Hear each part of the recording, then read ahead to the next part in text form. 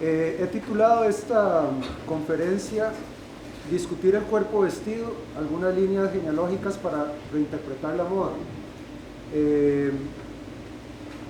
Lo que quise hacer en este texto fue un resumen, una especie de como de vistazo a los distintos contenidos que desarrollo en mi tesis doctoral, que la editorial Arlequín ha publicado como libro y que hoy vamos a estar vendiéndola con un descuento escandaloso para estudiantes.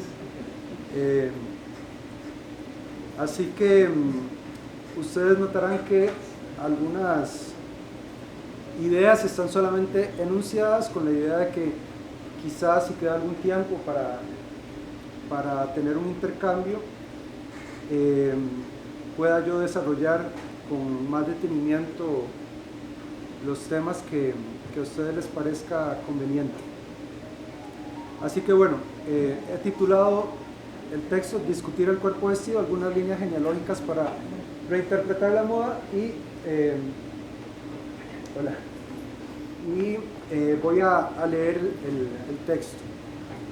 Está dividido en 6 o 7 apartados. 1. Pensá en esto.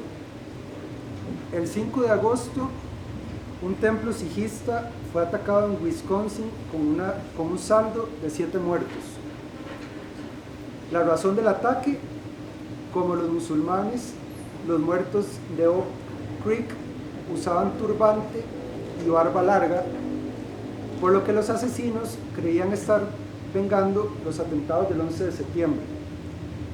Los musulmanes y los sijistas constituyen grupos religiosos enteramente distintos.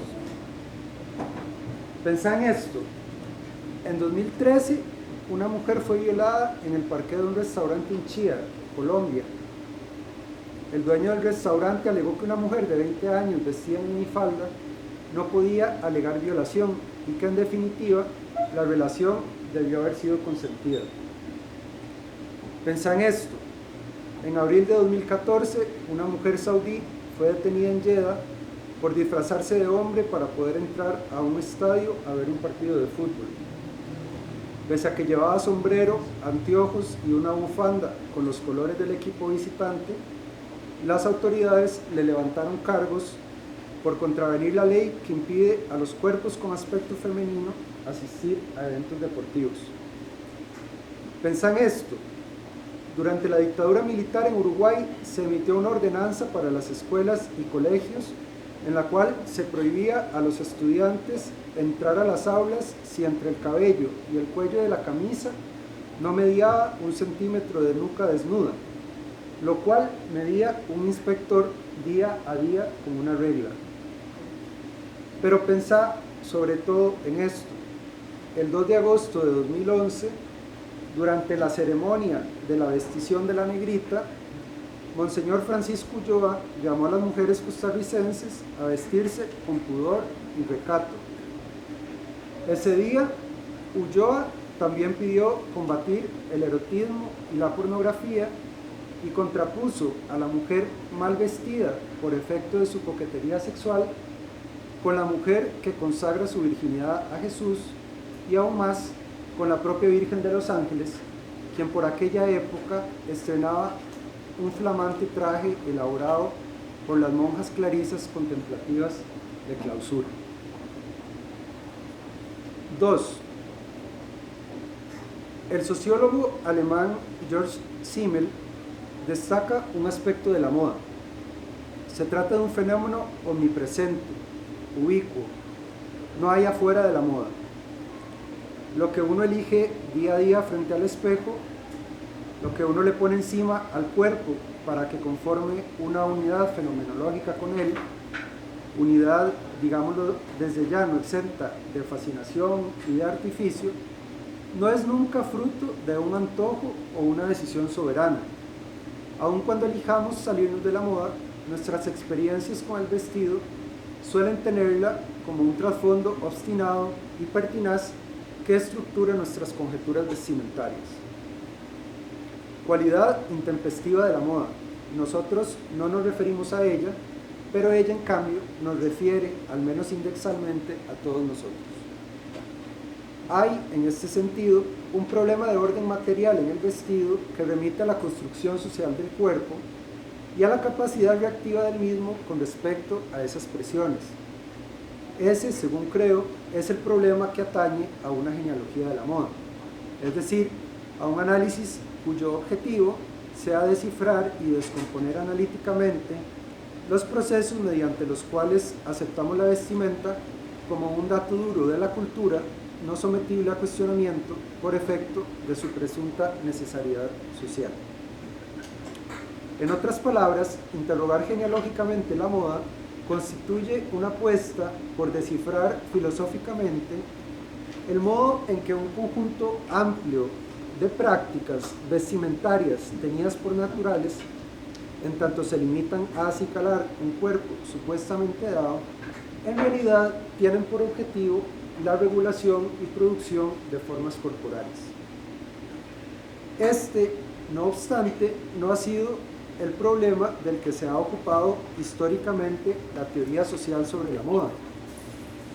No es exagerado decir que hasta finales del siglo XIX la indumentaria no ha interesado al pensamiento más que esporádicamente en algunos textos literarios y filosóficos, por lo demás lo suficientemente desperdigados como para impedirnos hablar de un canon con todas las de ley. Platón, Rousseau, Kant y Hegel refieren al vestido, pero acaso con un desinterés rayano en la indiferencia. Indiferencia, hay que decirlo, de orden especulativo, puesto que en las imágenes con las que contamos se trata de personajes tan emperifollados y ataviados como el que más. De hecho, no es sino hasta inicios del siglo XX que la teoría social se ocupa de la moda con una relativa centralidad. Aún entonces, el problema para los teóricos del vestido ha sido no tanto entender cómo impacta la moda lo que somos, sino por qué la consumimos. Subsumida dentro de un marco más abarcador, el del consumo, la moda se ha interpretado ante todo como un bien material que a través de sus destellos suscita un deseo fetichista. En particular, ha interesado el modo en que el vestido, en tanto emblema de clase, ha encandilado históricamente a unas masas que, en busca de ascenso social, habrían cedido al frenesí de la moda. Los pioneros en el tema, el teórico estadounidense del consumo, Veblen, y el filósofo alemán Georg Simmel, vieron en la moda un mecanismo de fascinación en el que una vanguardia marca el pulso, mientras que ristras de emuladores empeñados en lo imposible persiguen el último grito de la moda. El mecanismo, como ustedes sabrán, es capaz de perpetuarse a sí mismo ad infinitum, puesto que en el momento en que las masas por fin han accedido a la prenda de prestigio, es porque ésta ha pasado ya de moda. Una más o menos prolija tradición ha continuado estas intuiciones iniciales. La sociología, por ejemplo, ha añadido sucesivas sofisticaciones al esquema. Ana Martínez Barreiro ha señalado que en la actualidad también las clases bajas tienen la capacidad de constituirse como vanguardias vestimentarias. Si en el pasado eran las clases bajas las que imitaban a las ricas, contemporáneamente el esquema sería el inverso. Las clases más pudientes a menudo ansían hoy el look desarrapado y callejero de algunos estilos juveniles con raigambre obrera. El mismo Bourdieu, pese a su rechazo general hacia este esquema del trickle-down theory o teoría del filtrado descendiente, afirma que la moda es esencialmente un elemento de enclasamiento y reenclasamiento en el que lo que se encuentra en juego es una especie de pulsión imitativa como resultado de la estructuración clasista de la sociedad. También también la semiología, desde Barthes a Baudrillard, ha considerado la moda un elemento semiótico de imitación de clases en el que el prestigio, esta vez de naturaleza sígnica, motoriza el encantamiento del consumo. La psicología ha añadido elementos adicionales al modelo.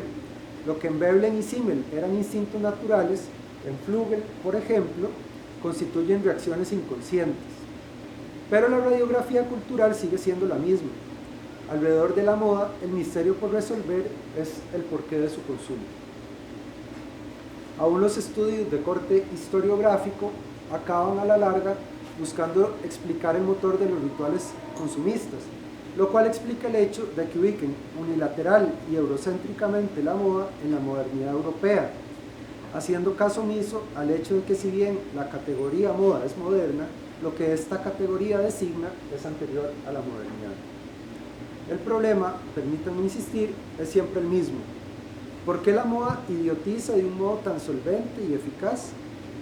Al intentar distanciarnos de esta tradición para realizar una genealogía de la moda, se nos presenta pues un desafío, el de descifrar por qué existiría una unanimidad y homogeneidad tal en el grueso de los enfoques.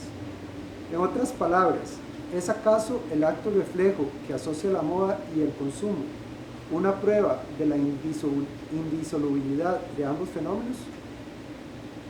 ¿Alguien me podría alcanzar un poquito de agua? Gracias. 3. Al hacer la arqueología de estos discursos sobre la vestimenta, salta una evidencia. Aquello que las teorías afirman con distintos grados de sofisticación es replicado por el sentido común en los imaginarios sociales. Todo sucede como si ese gran acuerdo de la teoría hubiese sido exportado a un ámbito social que necesitaba de ideas unánimemente aceptables en torno al vestido a fin de poder normalizar el cuerpo.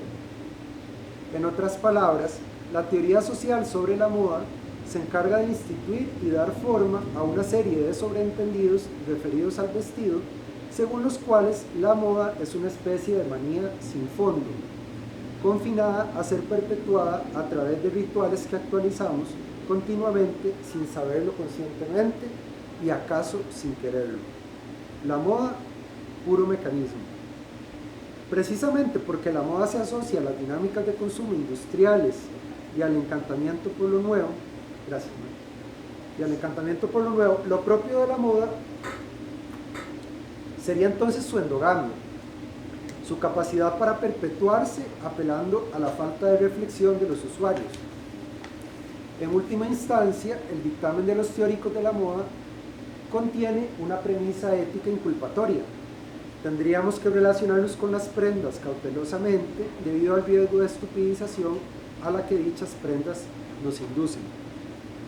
No obstante, existe un punto de partida común a todas estas aproximaciones que, a la luz de algunas filosofías críticas actuales, resulta sospechosa.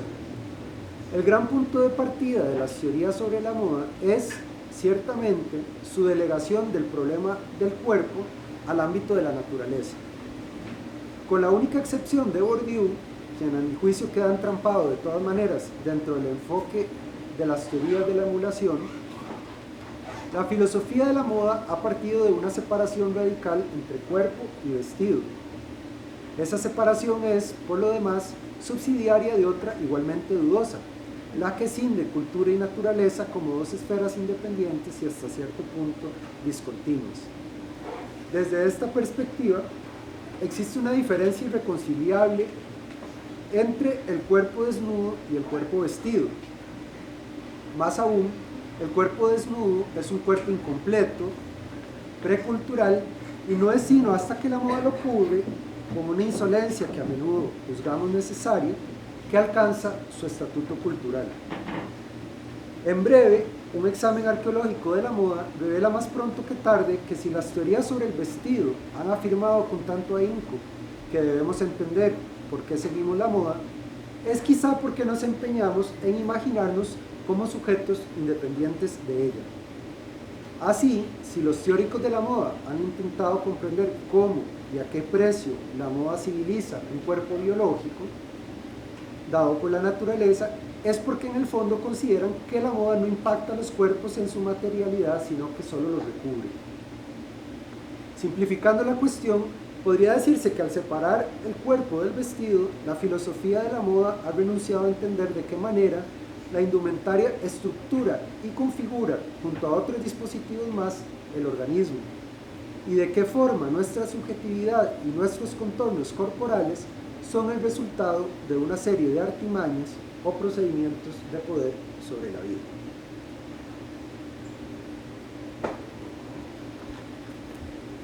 Cuatro. Agamben resume la cuestión de la siguiente manera. La desnudez y la naturaleza, dice Agamben, son como tales imposibles. Existe solo la puesta al desnudo. Desde esta perspectiva, la prenda se erige como una suerte de dispositivo bisagra, un elemento comunicante que pone en relación los instintos y las instituciones. La moda es, según este punto de vista, a medias un instinto y una práctica de clase, en parte una necesidad del cuerpo desnudo y en parte una obligación cultural. No voy a ahondar acá en el registro metafórico propio de la filosofía de la moda. Basta con decir que en él abundan las metáforas afincadas en un biologicismo ingenuo y en una teoría presocial de los instintos que bebe del evolucionismo de Spencer y de Darwin. De cualquier manera, si la filosofía de la moda postula un cuerpo desnudo, considero necesario entender dicha filosofía como parte de las artimañas que la genealogía debería, valga la metáfora, poner al desnudo. Digámoslo con todas las letras, no existe el cuerpo por fuera de los dispositivos que lo producen. Mi propuesta es justamente que la moda debe examinarse como uno de esos dispositivos. Desde este punto de vista, la moda no se limita a cubrir unos cuerpos esencialmente naturales, sino que el vestido contribuye, junto a otros dispositivos más, como la dietética, la sexualidad y el mobiliario, entre otros, a producir esos cuerpos. En este sentido, el binarismo sexual resulta un elemento protagónico de lo que ahora en más llamaré disciplinamiento vestimentario, a saber, el conjunto de procedimientos que se realizan en los cuerpos a través de la ropa para adecuarlos a diversas normas que rigen la clase, la etnia, la religión y la pertenencia etaria, entre otros vectores identitarios más. El disciplinamiento vestimentario encuentra en el binarismo de género un elemento fundacional, puesto que la pretendida naturalidad de los cuerpos se explica en función de su naturaleza sexuada. Desde Simone de Beauvoir hasta Judith Butler, sin embargo, el feminismo no ha cesado de criticar la presunción según la cual la distinción sexual es una característica precultural del cuerpo. En todo caso, la moda se sustenta sobre ese binarismo porque se trata de una matriz primaria a través de la cual los cuerpos se ven disciplinados a través del vestido en función de una característica que se quiere primaria. En este primer nivel disciplinario, la moda, pues, postula unos cuerpos naturalmente sexuados que en realidad contribuye a producir. La historia es rica en procedimientos disciplinarios de este tipo. Piénsese, por ejemplo, en la forma en que modas históricas como la crinolina, el corsé, el zapato de tacón alto o la peluca producen anatomías dóciles que supuestamente se limitan a constatar. En el libro examino detalladamente algunas de esas prendas con vocación disciplinaria. Históricamente, la moda ha alegado, pues, limitarse a adornar el supuesto sexo débil al tiempo que se encargaba de fijar en los cuerpos clasificados como femeninos dicha debilidad. Por contrapartida, los cuerpos producidos como masculinos han gozado de unas posibilidades kinésicas que de nuevo se suponen connaturales a la anatomía del hombre. Todavía recuerdo a un infame compañero hegeliano de estudios que solía insistir en que los varones eran mejores que las mujeres jugando al fútbol por causa de la naturaleza, ignorando la constricción disciplinaria del movimiento ejercida históricamente en contra de los cuerpos clasificados como femeninos. Habría que ponerlo en una cancha con Gloriana Villalobos o Shirley Cruz a ver si vive para contar el cuento. No puedo andar acá en ejemplos, pero quisiera dejar en claro el argumento. Cuando los cuerpos marcados como femeninos son culpados por las violaciones que padecen, o cuando esos mismos cuerpos son adecuados a una morfología que los compele al tropiezo y la inmovilidad como parte de su erotización para la mirada masculina, hay un complejo juego performativo y retórico mediante el cual la feminidad que se afirma que el cuerpo representa es en realidad un efecto de tal representación. En este sentido, es vacuo discutir cuánto condiciona la biología a los cuerpos por la sencilla razón de que no podemos evaluar dichos condicionamientos, si es que los hubiera, por fuera de la administración que la cultura realiza de ellos. Ahora bien, nótese que en nuestros ejemplos del comienzo, el disciplinamiento vestimentario no se agota en el género. Las individualidades somáticas responden, en efecto, a una multiplicidad de vectores que en su conjugación producen una identidad. Al vestir, si bien lo hacemos primordialmente como hombres o mujeres, aun cuando, como ya lo he dicho, esas prácticas vestimentarias contribuyen a instituir el género que afirman limitarse a acicalar, lo cierto del caso es que también procuramos adecuar la anatomía a otras matrices identitarias, religiosas, institucionales, laborales, etarias y de clase, entre otras. Lo paradójico es que estos procedimientos de control y normalización operan en el orden de la seducción y el deseo.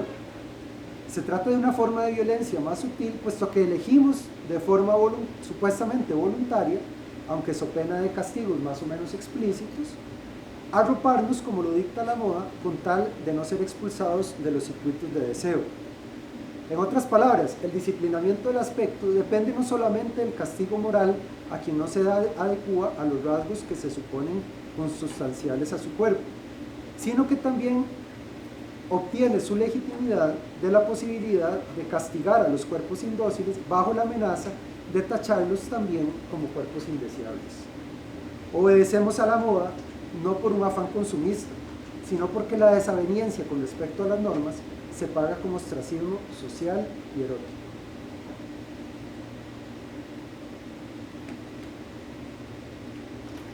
Cinco. Además del disciplinamiento de las singularidades somáticas o de los individuos, la moda opera en un ámbito más amplio. Me refiero al hecho de que la moda no se contenta con regular y vigilar morfologías propiamente individuales, sino que también posee una funcionalidad en el plano de lo biopolítico. La vestimenta es un dispositivo de poder que trasciende la manipulación o el control del aspecto individual, proyectándose así sobre franjas poblacionales supraindividuales. A saber, el vestido no solo regula la vida de los cuerpos atomizados, sino también la vida de las poblaciones. En el contexto de esas regulaciones biopolíticas, el género continúa operando como un elemento de gobierno, pero más allá de la regulación del aspecto, acá la moda funciona como una artimaña que regula la vida social de un modo más general. Partiendo de lo anterior, creo posible distinguir cuando menos tres características del biopoder vestimentario con cierto grado de regularidad histórica. Me refiero a lo que me parece que podríamos llamar dispositivos interaccional, ceremonial y espacial. El dispositivo interaccional designa la producción y categorización diferencial de los individuos a partir de sus vestidos. Virginia Woolf prefigura este análisis cuando habla de las prendas en términos de etiquetas organizadoras a la manera, abro comillas, de los cartelitos en las tiendas de víveres. Acá ya no se trata de limitarse a vigilar el aspecto individual de los cuerpos, sino también de clasificar y jerarquizar los mismos. Esos rangos, de nuevo, no son inherentes a la vida del cuerpo. Por el contrario, son el efecto de las propias clasificaciones y jerarquizaciones que el dispositivo produce. Los vestidos generan, en tal sentido, lo que el sociólogo norteamericano Irving Goffman denomina expectativas normativas. Esto es, una serie de demandas que se imputan a los cuerpos a partir de su aspecto. Nótese que la división y producción diferencial de los cuerpos, según su pertenencia de clase, es en verdad un ejemplo de un dispositivo un tanto más abarcador, uno que organiza la vida social de los cuerpos mucho más allá del eje de clase, como lo habrían pensado esos teóricos de la moda de inicios del siglo XX. El dispositivo interaccional se conjuga, por otra parte, con el dispositivo ceremonial.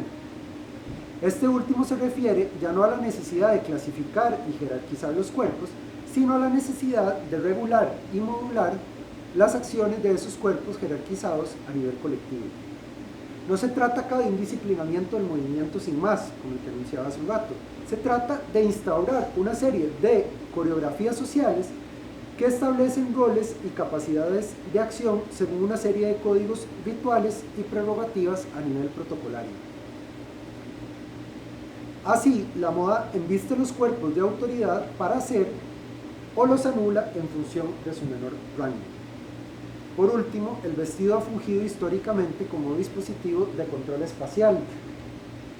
En este nivel, la vestimenta opera como elemento de gobierno que administra los emplazamientos y desplazamientos. Se trata, en este plano, de utilizar las prendas como elementos de gestión de los tránsitos y las estancias.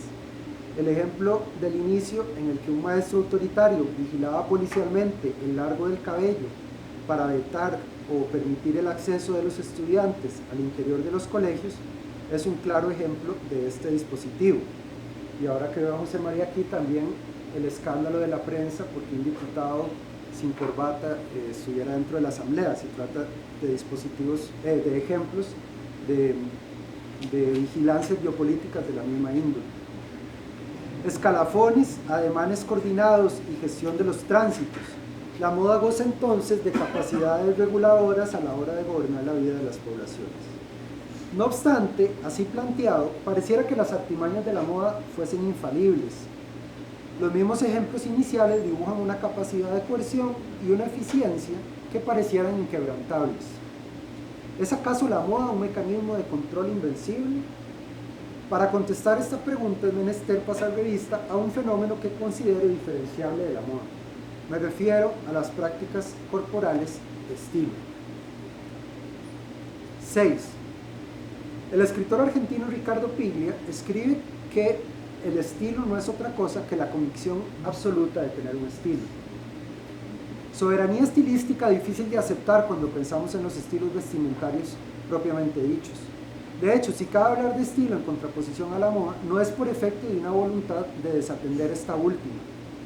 Todos sabemos de esos patéticos casos en que replicar la moda engendra una moda nueva, sino por la capacidad de trabajar el propio cuerpo tomando como referencia unos parámetros corporales que cuestionan o fisuran los parámetros dominantes de inteligibilidad corpórea. Esto sonó raro, serían los parámetros a partir de los cuales calificamos un cuerpo como cuerpo. No obstante, como veremos, hay algo de este ejercicio autoconsciente del que habla Piglia que está presente en los estilos críticos. En el contexto de la tradición filosófica que discurre acerca del cuerpo, el estilo aparece como objeto de esporádica atención. Incluso desde Merleau-Ponty hasta Judith Butler, pasando por Foucault, Roberto Echavarri y los teóricos de la escuela de Birmingham, el estilo ha llegado a vincularse con el problema del vestido. No obstante, si la moda apenas se ha constituido su propio canon teórico, el problema del estilo, al menos en relación con el ámbito instrumentario, constituye aún un campo más incipiente. Como fenómeno distinguible de la moda, podemos sin embargo destacar algunos rasgos que históricamente se han atribuido a los estilos corporales. Merleau-Ponty, quien tuve la fortuna de estudiar con uno de mis profesores, Manuel Triana, por ejemplo, habla brevemente sobre el estilo para destacar el modo en que las prendas bien pueden tener una funcionalidad a la hora de proyectarnos en el mundo. El filósofo francés da el ejemplo del bastón y del sombrero, insumos materiales que en su opinión aumentan nuestra capacidad de proyección sobre el espacio. El estilo merleau-pontiano también se liga al movimiento corporal y a cierto modo de proceder siguiendo una misma y singular matriz. Desde los estudios culturales, John Clark y otros autores ingleses han destacado, por otro lado, el modo en que el estilo se erige como una reacción a la moda. Allí donde la moda impone, el estilo aparece como voluntad de confrontar.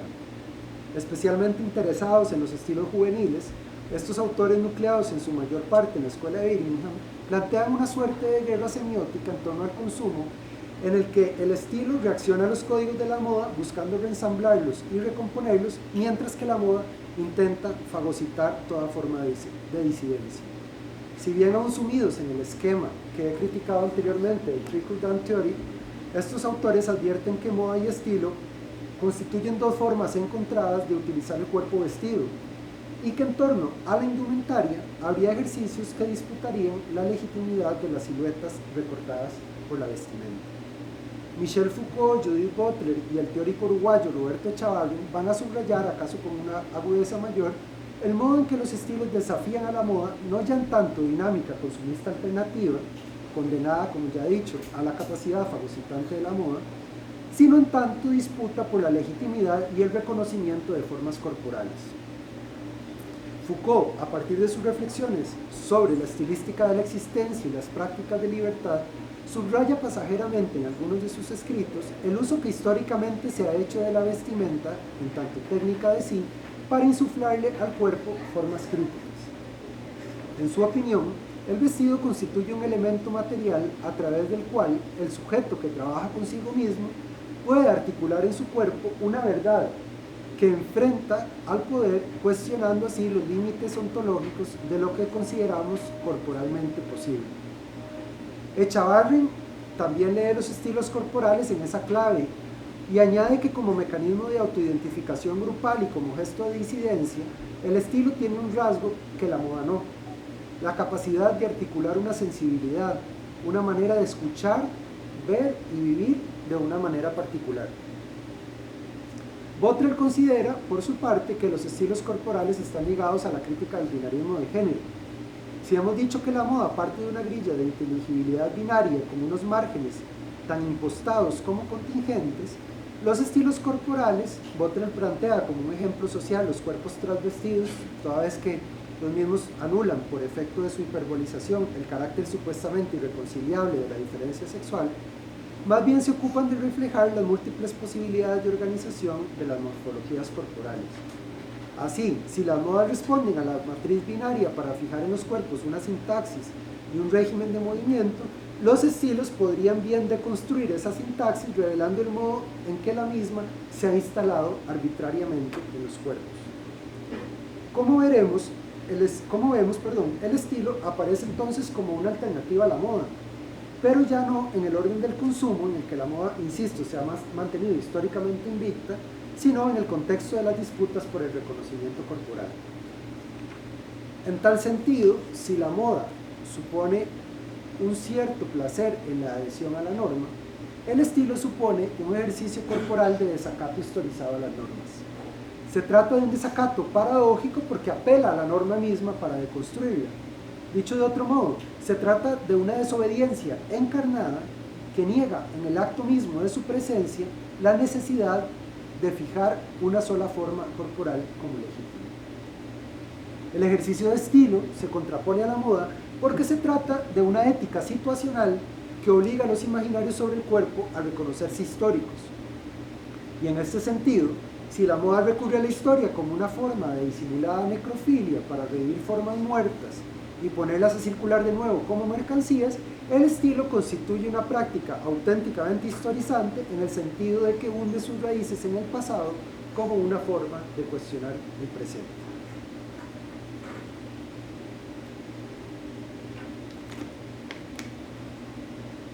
Siete. Muchas disidencias corporales pueden ser leídas como prácticas de estilo. Algunas etnografías han interpretado rebeliones y grupos sociales en esa dirección, aun cuando esos análisis han tendido a realizarse en una clave semiótica similar a la planteada por la Escuela de Birmingham. Por mi parte, considero que si la moda depende como matriz estructurante del binarismo de género, quizá los estilos más urgentes de analizar sean aquellos que han puesto en cuestión dicho binarismo. En otras palabras, el hecho de que la moda haya dependido de la naturalización de los géneros para reclamar su legitimidad dibuja un escenario en el que el estilo es capaz de hacer irrumpir nuevos cuerpos y con ello de discutir la ontología corporal socialmente dominante. A continuación, sobrevolaré tres de esos estilos en aras de demostrar la manera en que históricamente se ha puesto en entredicho el cuerpo sexuado a partir del cuerpo mismo. Me refiero al dandismo, al feminismo y a la androginia. El conjunto de estas tres prácticas estilísticas permite reparar en los múltiples caminos que el cuerpo vestido puede recorrer a la hora de combatir el poder vestimentario. De hecho, me interesan más estos estilos en tanto posibilidades estratégicas que en tanto estéticas corporales propiamente dichas. Razón por la cual en esta conferencia me centraré no tanto en prendas puntuales, sino en rasgos éticos de cada uno de los tres estilos mencionados. En este sentido, lo que los dandis decían de sí mismos es válido para estos tres estilos. En el dandismo se afirma que al dandy no lo hace la prenda, sino una forma de llevarlo. El primer caso, el del dandismo, constituye un núcleo de interrogación que examina la subjetividad masculina y la asociación de esa subjetividad con las lógicas de producción capitalistas. Con su epicentro en el siglo XVIII, el dandismo es un fenómeno que anticipa en cierto sentido algo de la estética y la parafernalia del cuerpo masculino afeminado de la época contemporánea. Quizá no sea ocioso traer a colación unas cuantas imágenes. Baudelaire con el pelo pintado de verde, dando saltitos en torno a los charcos para no mojarse los zapatos. Brumel el Bello desertando del ejército y burlándose bufonescamente de la gordura del rey mientras pagaba sus peinados imposibles con el propio dinero real. U Oscar Wilde y su retrato de Dorian Gray, el cual daba preeminencia a las apariencias por sobre una inacible y metafísica interioridad. El dandy, como lo ha señalado Thomas Carlyle, es de hecho un hombre que se desmarca del ideario socialmente dominante con respecto a la masculinidad, puesto que se trata de un varón, abro comillas, que lleva trajes, un hombre cuyo estado, oficio y existencia consisten en llevar trajes. Todas las facultades de su alma, de su espíritu, de su bolsillo y de su persona están heroicamente consagradas a este único fin, llevar los trajes de manera que sienten bien, de suerte que así como otros se visten para vivir, él vive para vestirse. El dandy, dice Carlyle, es un inspirado del traje, un poeta del traje. Este lirismo del traje, fin de la cita, este lirismo del traje, por supuesto, conlleva una ética de la coquetería y un rechazo de los ideales laurómanos. Aún más, vestirse como lo hace un dandy es incompatible con afirmar la norma masculina, heterosexual y laurómana. Ser un dandy, en suma, supone ser un hombre que no se ve como hombre, pero que reclama para sí ese estatuto, discutiendo con ello los parámetros epocales definitorios del aspecto masculino. De ahí la relevancia de esta figura para nuestra época y aún para nuestra América. El dandy es un héroe intemporal y transgeográfico del traje que evidencia la compatibilidad del cuerpo masculino con generolectos femeninos, o en otras palabras, un antecedente para nuestra época de cómo forzar a la masculinidad a abrirse a su feminidad ocluida. El estilo feminista, por su parte, aquí no hice la aclaración, el feminismo, en el libro dedico algunas cuantas páginas a eso, el feminismo ha tendido a entenderse restrictivamente como una teoría política, como una teoría social y como una ética, y hay cierto cliché en la bibliografía, cierto lugar común en el que se estigmatiza a las feministas como agentes sociales antimoda, ¿no? Bueno, en mi texto yo intento argumentar y trato de probar que en realidad a la par de la producción teórica, el feminismo ha creado una ética corporal que es susceptible de ser entendido en términos de estilo.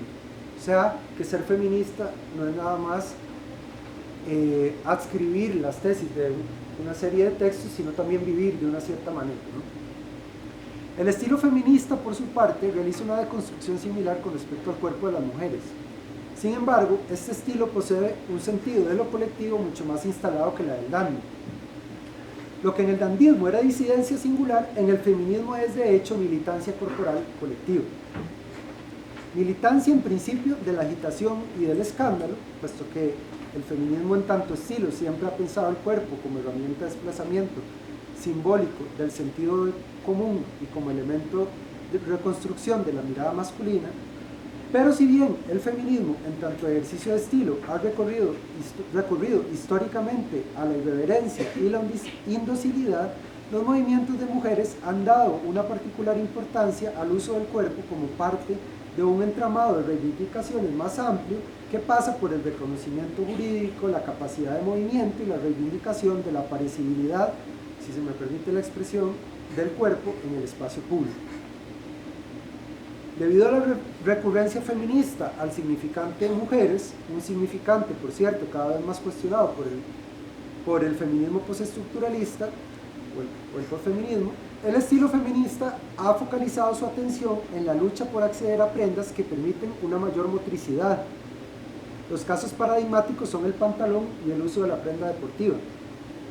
En el uso subversivo de las prendas, el cual abarca desde el empleo de prendas como mecanismo de identificación grupal hasta un uso del propio cuerpo en el espacio público como modo de visibilizar los malestares del género, pienses en las quemas de sostenes o en el uso del pañuelo en el caso de las madres de la Plaza de Mayo, y en el rechazo de las técnicas de embellecimiento, rechazo del maquillaje, renuncia a la depilación y a la cirugía estética, mecanismos todos que, si bien no descartan del todo la noción de mujer, resemantizan el término, de modo tal que nuevos cuerpos puedan encarnar dicha categoría sin ser repelidos por la norma. Inclusive desde cierta sensibilidad estilística propia de algunos feminismos, la categoría podría estar abierta para ser utilizada por cuerpos biomédicamente ubicados dentro del género masculino.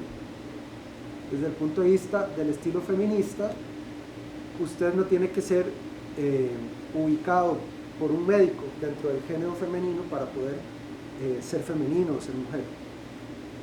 La androginia, por último, constituye una suerte de protoestilo histórico que, contrariamente al dandismo y al feminismo, no se ha contentado con cuestionar uno solo de los polos del binarismo, sino el binarismo en cuanto tal. Aun cuando cuestionar un polo, en algún sentido, supone poner en crisis también el otro. Con raigambre mitológica, es sabido que la androginia aparece como figura corporal ya en los textos platónicos y que recorre la iconografía occidental en diferentes manifestaciones estéticas. No obstante, el siglo XX ha conocido una androginia sustancialmente distinta y reconocible como estilo a través de manifestaciones como el queer, lo kitsch, lo unisex, el cuerpo del rock con Michael Jackson como figura paradigmática e inclusive los cibercuerpos y poscuerpos actuales. Lo sugestivo del cuerpo andrógino es, como lo señala Roberto Echavarren, que ofrece la posibilidad de repensar no ya únicamente los cuerpos y su adscripción a un género, sino que incluyen una complejización del deseo mismo, planteando la posibilidad de pensar más allá del binarismo hombre y mujer, pero también de la vida homosexual heterosexual. El dandismo intercepta las falsas continuidades entre sexo, género y deseo y propone una comprensión postnatural de la sexualidad que interroga radicalmente la heterosexualidad obligatoria. Como ya he dicho al inicio de este apurado apartado, estas posibilidades estilísticas resultan de importancia al examinar la moda, puesto que ofrecen la posibilidad de teorizar alrededor de la falibilidad de sus argucias. Si pensamos la moda como un inmenso aparato de producción somática, el estilo vendría a ser una especie de reducto simbólico donde los cuerpos abyectos, o inclusive los no cuerpos, tienen la capacidad de diseñar sus contragolpes. En su horizonte crítico, los estilos entrañan la posibilidad de desactivar las artimañas de la moda y de postular otros cuerpos como cuerpos que existen y que en esa medida son, por tanto, posibles.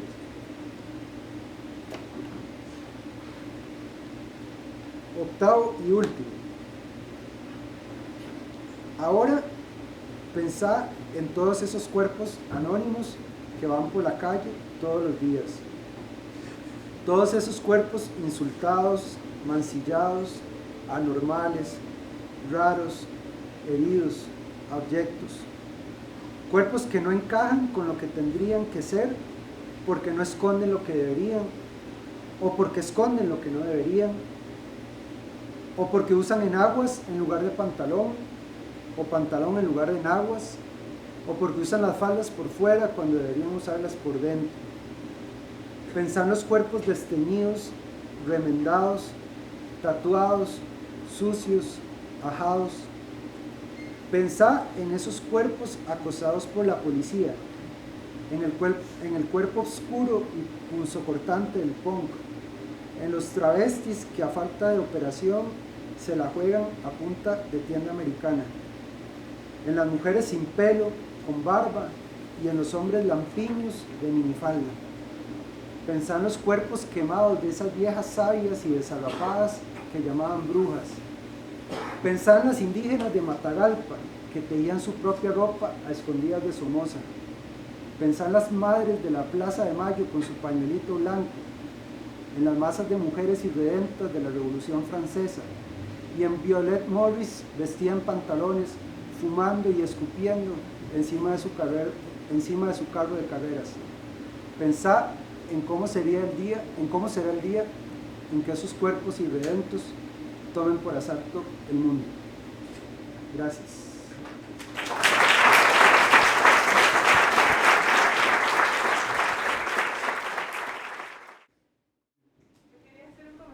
Sobre todo es muy interesante porque si realmente en los textos sobre moda generalmente se habla de la moda y la represión que implica, pero no de la posibilidad política como dispositivo, sí.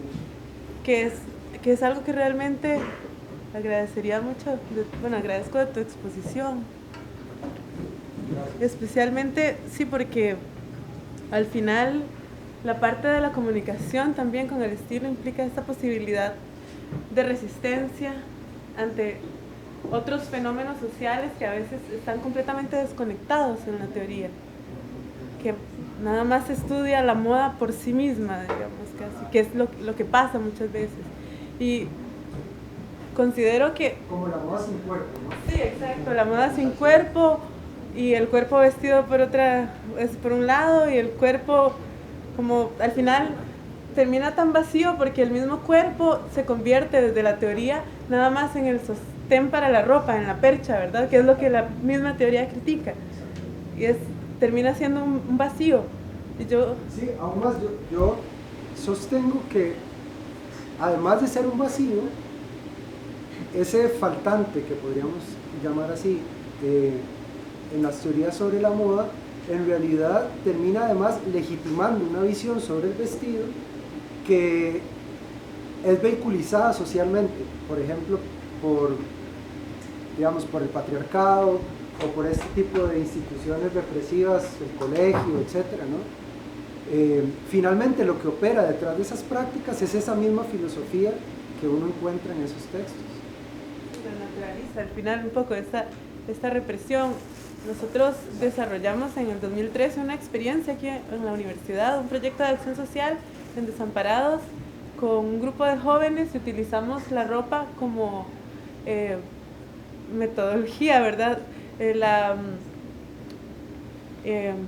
reutilización de prendas o el rediseño de alguna cosa, ¿verdad? Para buscar el estilo de las personas. Tal vez no teníamos este concepto, ¿verdad? Que realmente le puede aportar muchísimo, pero siento como que con la teoría que teníamos previo teníamos este vacío, ¿verdad? Porque al final parecía como la moda un sistema del que no se puede tener escapatoria, pero falta a veces entonces toda esa otra parte. Gracias. Pues muchas gracias, porque solo por eso valdría la pena haber escrito entonces el libro.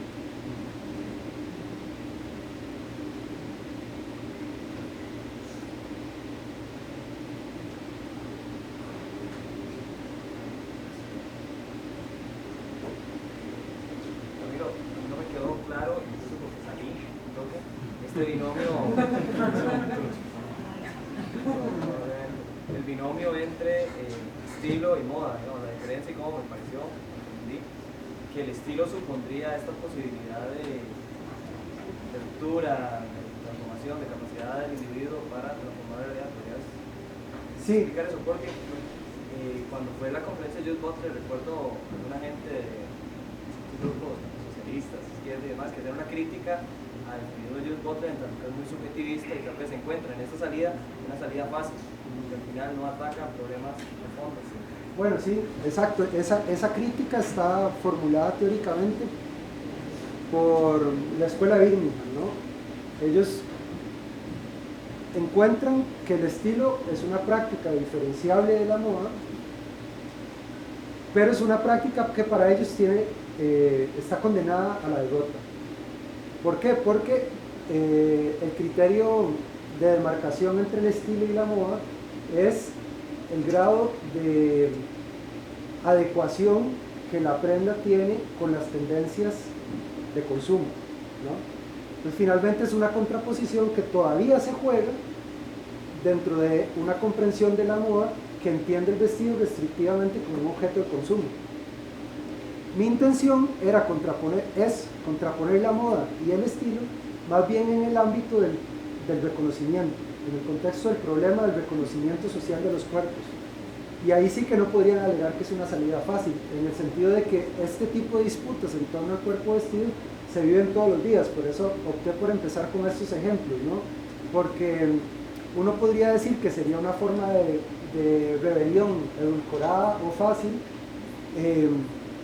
pero sin duda si uno dice eso es porque nunca se lo ha levantado la policía o nunca ha sido reprimido en una dictadura por llevar el pelo así, ¿verdad? O nunca ha sido condenado a pasar una noche en la cárcel porque querés usar una ropa que no es la de tu sexo, entre comillas, ¿verdad? Entonces, me parece que ni esa forma de violencia es una forma de violencia menor o que uno pueda separar de otras violencias más macroestructurales, ¿verdad? Ni tampoco serían las rebeliones estilísticas rebeliones de menor ralea, ¿verdad? Ahora, sí es importante subrayar que las rebeliones estilísticas por sí solas no se bastan, ¿no? Pero, digamos, ninguna rebelión, digamos, específica o micropolítica se basta nunca. Digamos, las rebeliones son rebeliones que tienen que darse en muchos planos, ¿no? Que tienen que apelar a muchos recursos. Básicamente, una de las intuiciones que yo quería desarrollar en mi investigación era cómo precisamente alrededor de una práctica tan anodina o tan cotidiana o vista a menudo como una práctica tan superficial, cómo aún en un nicho como ese es posible que el cuerpo se revele, ¿verdad? Y te agradezco la pregunta porque en el fondo siempre tenía a ese interlocutor imaginario mientras trabajaba la tesis. Otro elemento acá es que los estilos, y es aplicable la crítica también para los críticos de Butler, los estilos no son ejercicios individuales. Pueden serlo, como en el caso del dandismo, pero un ejemplo que me gusta a mí usar es el de las sufragistas inglesas, que usaban el cuerpo vestido como herramienta política, pero lo usaban como colectivo. Entonces, siempre menciono este ejemplo porque me parece llamativo. Salían juntas con sombreros de ala ancha, que eran los sombreros de las mujeres elegantes, y los sombreros les permitían tirar piedras sin ser vistas por la policía, puesto que la policía no podía sospechar de una mujer con un sombrero de ala ancha. En ese caso se trata de una insurrección en el orden de la vestimenta que está articulada con otro tipo de subversiones, y que me parece que fue eficaz.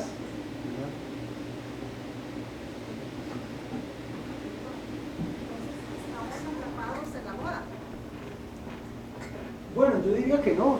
Yo diría que la moda ha sido un dispositivo de una eficacia histórica alta, pero que es una institución con fisuras, con limitaciones. Precisamente la disputa, o digamos, o el interés de la moda por fijar una sola silueta corporal, ya da cuenta de que hay sujetos deseantes que quieren encarnar esas mismas normas de otras maneras, ¿no? Entonces, yo diría que si bien la moda es una institución que goza de salud, ¿verdad? Y que es hegemónica en relación al gobierno de los cuerpos, tiene el estilo respirándole en la nuca. Digamos, lo que hay son dispositivos, lo que hay son disputas sociales en torno a los dispositivos, ¿verdad? Este es un dispositivo más, pero en realidad todo este tipo de dispositivos de gobierno del cuerpo son objeto de disputas culturales. No sé, lo mismo pasa con la alimentación, por ejemplo. Alrededor de la alimentación uno encuentra un circuito de producción violento con los animales, violento con los consumidores, etc. Y uno dice, claro, ganaron, ¿verdad? Y sin embargo hay un montón de prácticas de resistencia que yo creo que no es iluso pensar que tienen posibilidades de articulación. Con algo hay que luchar y el cuerpo no es un mal principio, digamos, ese sería mi punto de vista. Bueno, me pregunto en un sentido muy similar a ese. Usted propone que hay cierta pugna entre la moda, que sería la norma, una especie de status quo, si no me equivoco, y el estilo, que vendría a ser una especie de rebelión, por así decirlo, de contravención a la norma.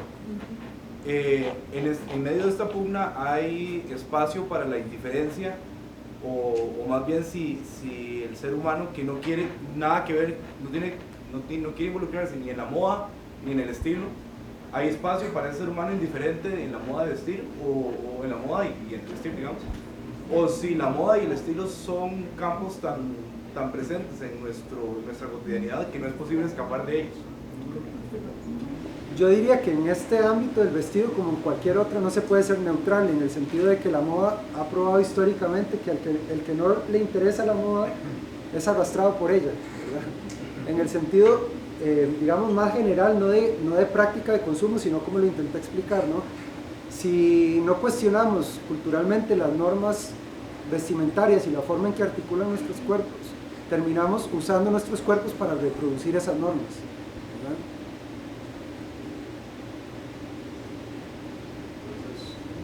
Quería preguntar, ¿todos los estilos que vayan en contra de la moda van a funcionar siempre dentro de un marco temporal limitado antes de ser fagocitados por la moda? Ajá, qué buena pregunta, porque tiene dos componentes la pregunta. Una es, si la moda la entendemos como adhesión a la norma, ¿cómo entender el estilo? ¿Será que una vez que la moda lo chupa, se acabó el estilo, verdad? Ese sería un primer componente. En ese sentido, a mí me parece que, por ejemplo, lo unisex, que en los 80s hay un momento en que se pone de moda, cuando había sido, digamos, un estilo ajeno a la moda, o inclusive la propia moda de Coco Chanel, que tiene algunos trazos de androginia, el hecho de que eso se ponga de moda no es una derrota del estilo, no es un triunfo de la moda, sino por el contrario es una derrota de la moda, en el sentido de que estamos obligando a una institución que vigila el cuerpo y que lo compele a revestir unas formas determinadas, a ampliar sus grillas de interpretación del cuerpo, ¿no? En ese sentido yo pienso que no hay que tenerle miedo a que una práctica de estilo se masifique. Ese es un componente de la respuesta. El otro es la relación entre el estilo y las prácticas vestimentarias propiamente dichas, a saber, si un estilo depende de un conjunto de prácticas vestimentarias acotado. No es el caso, por ejemplo, el dandismo no tenía un canon de prendas o de combinaciones establecido, y ellos insisten mucho en el hecho de que se trata de cómo llevar la prenda, ¿no? De cómo llevar la prenda, y los dandis apelaron, de hecho, a prendas de muy distinta índole, ¿verdad? ¿Cuál era la matriz que se continuaba a lo largo de esas prácticas? Precisamente una matriz que no es del orden de la vestimenta, sino de la crítica o de la ética, que es cómo encarnar de forma alternativa un cuerpo masculino, cómo encarnar de forma alternativa la masculinidad. Y en ese sentido, si es una prenda o la otra, no importa demasiado, ¿no? En el caso del feminismo, uno puede ver también una apelación a prendas de muy distinta índole, de modo tal que si la moda copta una prenda, se puede apelar a otra perfectamente, ¿verdad? Sí, por ahí.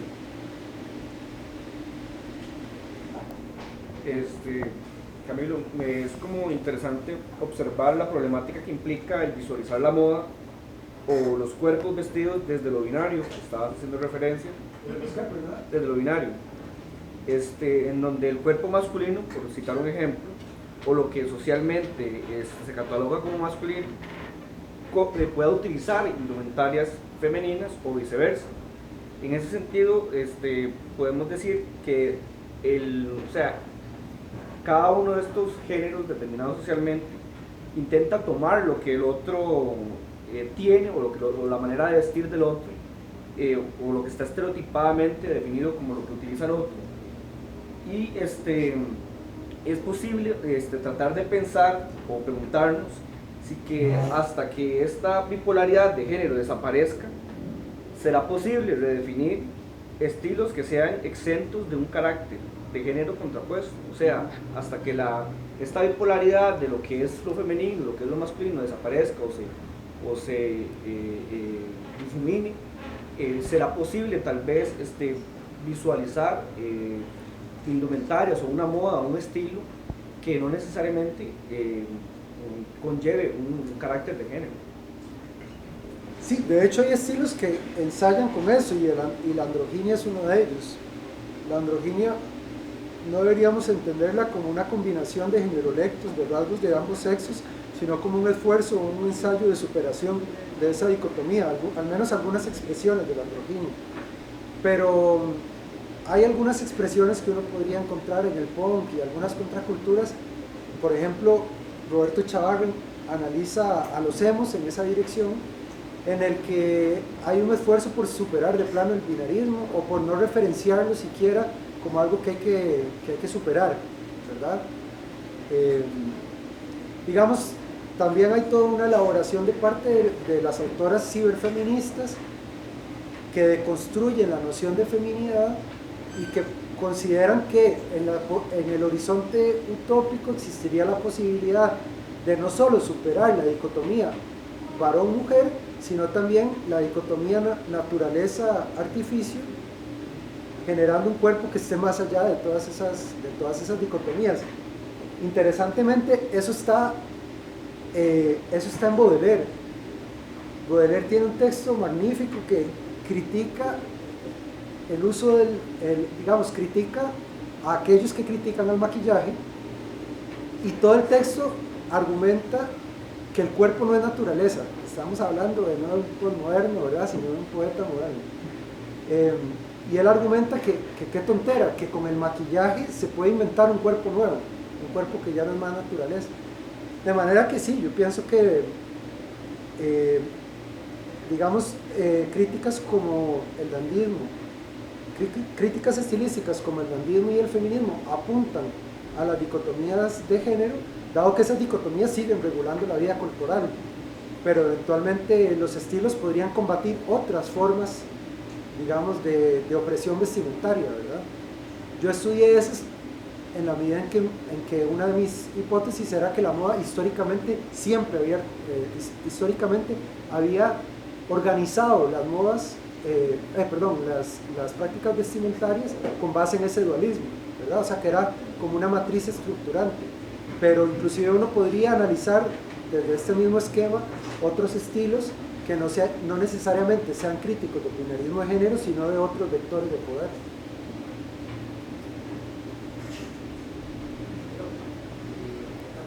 Podría profundizar un poco en la cuestión de la moda, porque no sé si la estamos entendiendo como una cuestión homogénea o sino que hay como distintos tipos de moda. Por ejemplo, que cada institución social tenga su tipo de moda. Entonces, o sea, no me queda como claro ese aspecto. Ajá, digamos, yo propongo en el libro sacar la moda de un pantano conceptual al que se refería la compañera, en el que yo encuentro que se encuentra sumida. Ese pantano viene dado por la tendencia a subsumir la moda dentro del problema más general del consumo, ¿verdad? Entonces, dentro de ese pantano la moda se entiende como la entronización, como la hegemonización de una prenda o de un conjunto de prendas o de una combinatoria de prendas. Así se ha entendido desde la filosofía de la moda a la moda. A partir de esta arqueología que yo propongo, yo sostengo que la moda tendría que ser entendida no ya tanto como una práctica de consumo, sino como una matriz a partir de la cual se gobiernan los cuerpos. De modo tal que, como lo señala Virginia Woolf, el mecanismo que opera en la moda no es tan distinto del mecanismo que opera al interior de las jerarquías eclesiales, por ejemplo, ¿no? Entonces, este carebarro de Monseñor Francisco Ulloa critica la coquetería con aquel sombrero y la bata esa blanca ostentosa, ¿verdad? digamos, ahí opera para mí en todos esos ámbitos es la moda, en el sentido de que se trata de un cuerpo que está regulado, que está articulado en función de una prerrogativa social que le es ajena a ese cuerpo, ¿verdad? En ese sentido yo pienso que habría que resemantizar ese concepto. Por este motivo y por otro más, y es que los teóricos de la moda, europeos en su mayoría, han situado eurocéntricamente la moda en Europa y la han hecho coincidir con el nacimiento de la modernidad. Hay un libro terrible, pero que hay que leerlo si uno le interesa esto, que es el libro de Lipovetsky, que se llama El Imperio de lo Efímero, y él señala que la moda fue algo que empezó un día que los europeos salieron de la Edad Media, ¿verdad? Yo tengo un artículo sobre colonialismo vestimentario en el que sostengo que por lo menos habría que repensar eso pensando en la conquista, porque ya en la conquista hay, digamos, y está datado en los propios diarios de los conquistadores, hay todo un proyecto civilizatorio del cuerpo del indígena a partir de la implementación de las vestimentas europeas. Igual que con Monseñor, una hipocresía terrible, porque los tipos están en una página discutiendo si los indígenas son seres humanos, ¿verdad? Diciendo que son, digamos, unos bichos, unos animales preculturales, y en la página siguiente dan cuenta de todo lo que están saqueando, y incluyen joyerías, piedras preciosas, vestimentas confeccionadas por los indígenas, ¿verdad? Entonces, digamos, ahí ya hay moda, porque hay una práctica de violencia ejercida a partir de este dispositivo, de indumentaria.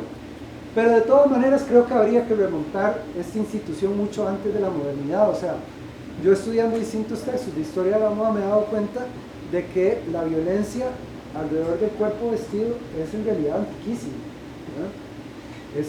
Y que si bien ha habido momentos de mayor distensión con respecto al cuerpo vestido, ha habido una constante histórica que ha sido gobernar los cuerpos a partir del vestido, utilizando el binarismo de género como supuesto dato natural que articula el resto de diferencias vestimentarias entre los individuos. Camilo, una pregunta. Es que cuando estabas hablando dijiste que el estilo podría contribuir a nuestra América. Entonces, ¿podrías ampliar más en ese sentido? ¿Por qué? Sí. En el caso del dandismo hay un autor que se llama José Pablo Sutherland, que es chileno, y acá mismo en la universidad, el profesor Dor de Cubardic, que es profesor en filología, ellos dos han argumentado que el dandismo no es un fenómeno exclusivamente europeo. Digamos, Sutherland habla de un desembarco dandy en América Latina y mete una serie de personajes sudamericanos dentro de la categoría del dandismo, y el feminismo no es un estilo europeo. Yo diría que el feminismo es un estilo transnacional, digamos, o sea, que puede ser aplicado en cualquier lado donde haya patriarcado, digamos, o sea, en todo lado. Entonces, en ese sentido, yo creería que las prácticas de estilo, así como la moda, no sea exclusivamente en Europa, las prácticas de estilo tampoco tendrían por qué ser exclusivamente europeas. Yo creo que en Costa Rica existen prácticas de estilo, así como yo las entiendo. Y yo creo que lo que hacemos en las prácticas de en la ruta del beso diverso, por ejemplo, que ahí hay prácticas de estilo. Y pienso que en la lucha de las travestis para no ser acosadas en las calles, hay prácticas de estilo, y en las mujeres que se niegan a dejar de ponerse la ropa que les gusta para que no las acosen en la calle, yo creo que eso es una práctica de estilo, ¿verdad? Entonces no creo que el estilo sea una práctica exclusivamente europea, ¿verdad? A eso me refería. Yo quería saber cuál es tu opinión de lo estético, pero tal vez entre la relación de lo bonito y lo feo, sino de lo bueno y lo malo. Por ejemplo, se me ocurre que está tal vez a la moda los pantalones como apretaditos, pero si alguien no los tiene, ya se ve como que puede ser un mal que nos puede asaltar, nos puede hacer un daño, porque ya hacemos la lectura. Algunos la hacen la lectura de lo peligroso. Entonces la resistencia a la moda se puede volver en contra de tener un estilo. Me viene ejemplo también del anarquismo. que siempre ha sido un movimiento demasiado sólido y súper bueno, pero llega la gente punk y se empieza a apoderar del movimiento, de lo literario, y se pasan a ser como los malos, como los vagabundos, por esta resistencia a la moda. Bueno, una de las tesis que yo sostengo en ese libro es que todas las consideraciones estéticas que hacemos en torno al vestido en realidad son subsidiarias de lo político. Y eso explica que en 15 días pasemos de ver un pantalón como algo horrible, pantalón campana por ejemplo, a verlo como algo chiva. O sea, ¿cómo en 15 días cambian nuestros parámetros de percepción? Bueno, porque en el ámbito de lo político hay toda, digamos, una manipulación de la percepción en la que lo estético va y viene, ¿verdad? Por eso yo creo que es ingenuo comentarle al tema del vestido desde cómo, ¿verdad? Desde si la prenda es fea o bella, ¿verdad? En realidad eso obedece a los parámetros corporales desde los cuales evaluamos las prendas. Con respecto a lo segundo que decías, yo creo que el escándalo y la descolocación de la mirada es un elemento típico del estilo, ¿verdad? Es decir, yo creo que cuando la mirada hegemónica se asusta de ver un cuerpo que no calza con los parámetros de época, ahí hay un punto para el estilo. Claro que eso genera violencia, ¿verdad? Pero ahí lo que hay es una disputa por cómo entender el cuerpo, ¿verdad? Es tu sorpresa, la sorpresa del que mira, contra el desparpajo del que sabe que eso se ve feo, pero no le importa utilizarlo porque reivindica otro parámetro estético, ¿no? Entonces yo creo que esa descolocación de la mirada puede ser políticamente provechosa. Por ejemplo, en Argentina, durante la época en que se debatió el matrimonio igualitario, hubo de parte de los movimientos LGTB un esfuerzo de visualización del propio cuerpo que pasaba por escandalizar, ¿verdad? La reacción conservadora, patrocinada por el equivalente de La Nación en Costa Rica, polarizó el debate entre los vecinos, las putas y los travestis, ¿verdad? Entre los ciudadanos y las putas y las travestis, o sea que las travestis no eran ciudadanas, ¿verdad? Ni eran vecinas.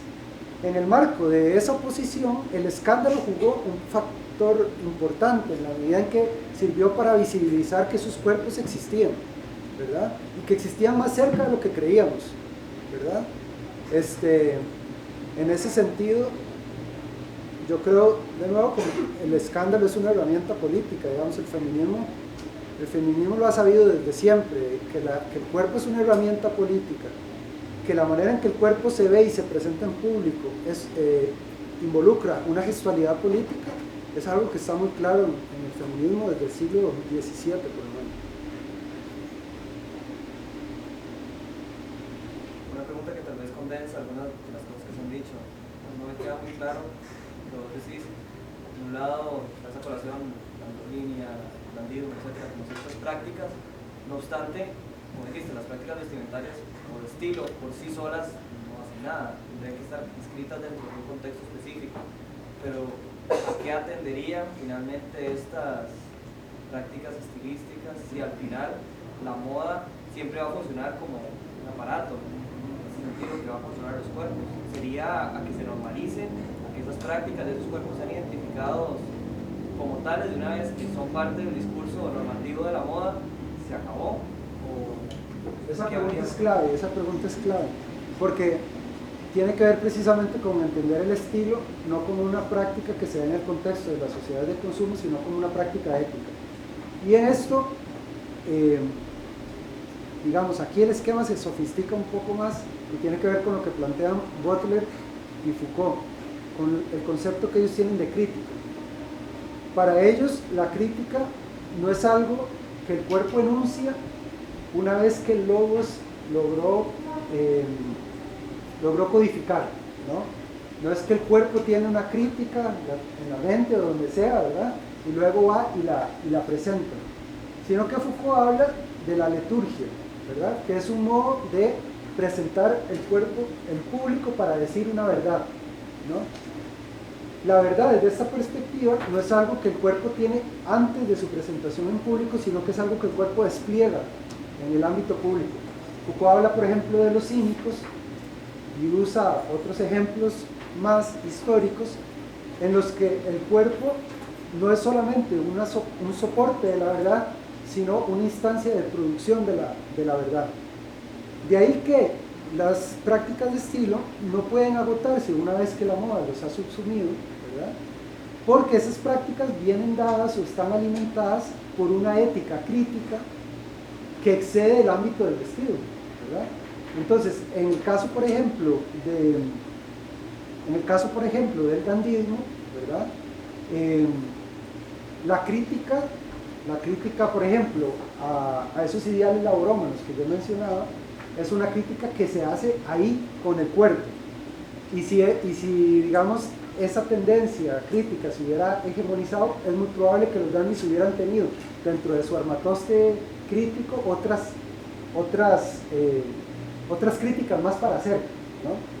En ese sentido, el estilo sería una práctica siempre situada. Eso es algo a lo que le doy como mucha bola ahí, siguiendo las elaboraciones de algunas autoras feministas, ¿verdad? El estilo es una crítica que no postula una verdad universal, sino que siempre está situada y por lo tanto, una vez que se gana una batalla, hay que ver cuál es la que hay que pelear a continuación.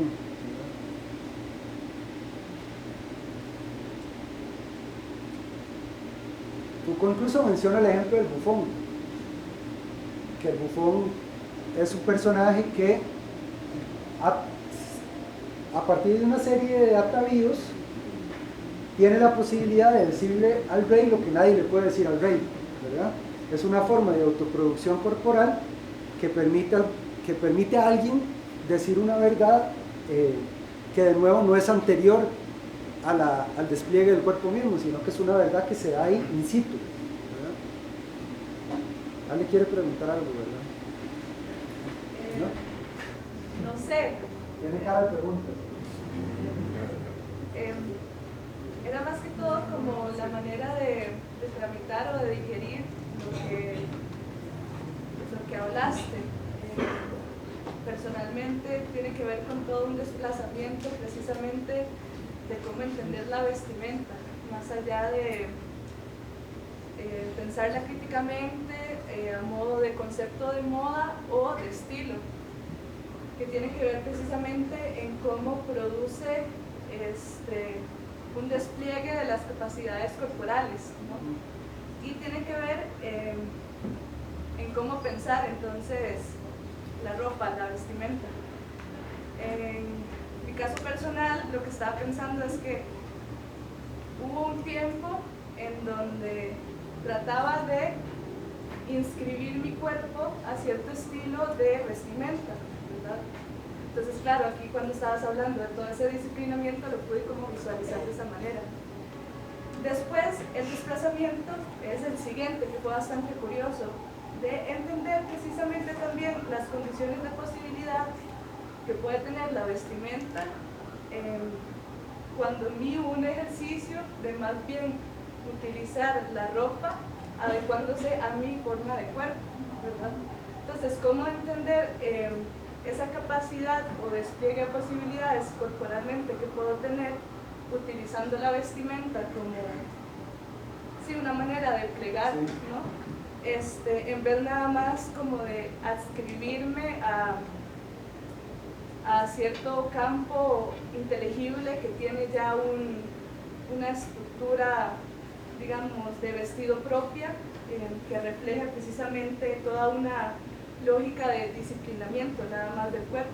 Pero después estaba pensando que incluso en ambas maneras de entender el vestido, igual siempre hay posibilidades de hablar, posibilidades del cuerpo o de cómo encarnarlas. Entonces, no sé si realmente tengo una duda al respecto, precisamente si se puede hablar como en términos de transgresión o no, precisamente también volver la mirada a esta manera de entender el disciplinamiento, pero no nada más como manera de situar el cuerpo o las posibilidades que tiene, sino también como de producirlo. Pero ahí ya sería un debate más, no sé, personal ahí, revisando cuestiones como de Foucault-Butler, pero eso era como que el ejercicio ha sido pensar el vestido de esas dos maneras. Sí, en Merleau-Ponty está esa intuición como poco desarrollada, pero muy sugerente, de la prenda como una posibilidad de proyectar el cuerpo allí donde el cuerpo no se podría proyectar sin esa prenda, ¿verdad?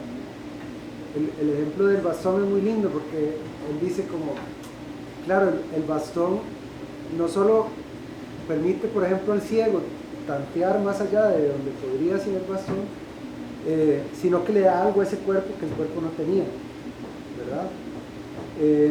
Y me parece que, por ejemplo, algunas de las ideas que tiene Beatriz Preciado con respecto a la prótesis, en realidad están en ciernes ahí en Merleau-Ponty, no sé si lo habrá tomado de ahí, pero en Beatriz Preciado también la prótesis es como anterior a la naturaleza, y la prótesis de alguna manera lo que hace es ampliar mi rango de acción en el mundo. Y luego con respecto a otro elemento que mencionabas, que es el del movimiento, hay toda una lucha política por el pantalón. Hay un libro de Christine Barr que se llama Historia Política del Pantalón, que es interesantísimo, una historiadora francesa, porque narra todos los avatares históricos que tuvieron que atravesar las mujeres para poder ponerse un pantalón. Es increíble, pero toda la resistencia patriarcal a que las mujeres pudieran usar una prenda que les garantizaba movimiento. Ese era todo el pleito, ¿verdad? O sea, no queremos que las mujeres se puedan mover tanto.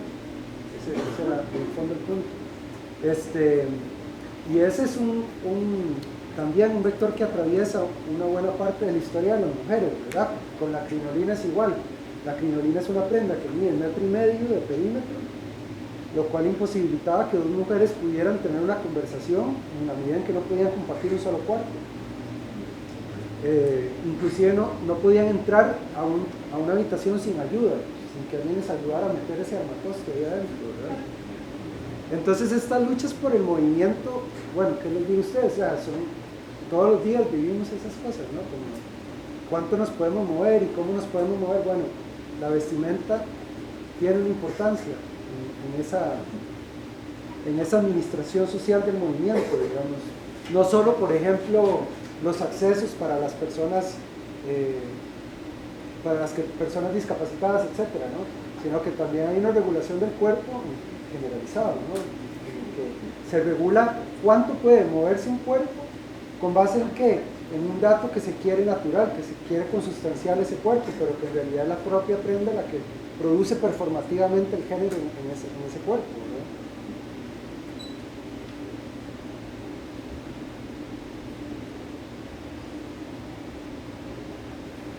Estamos, ¿verdad?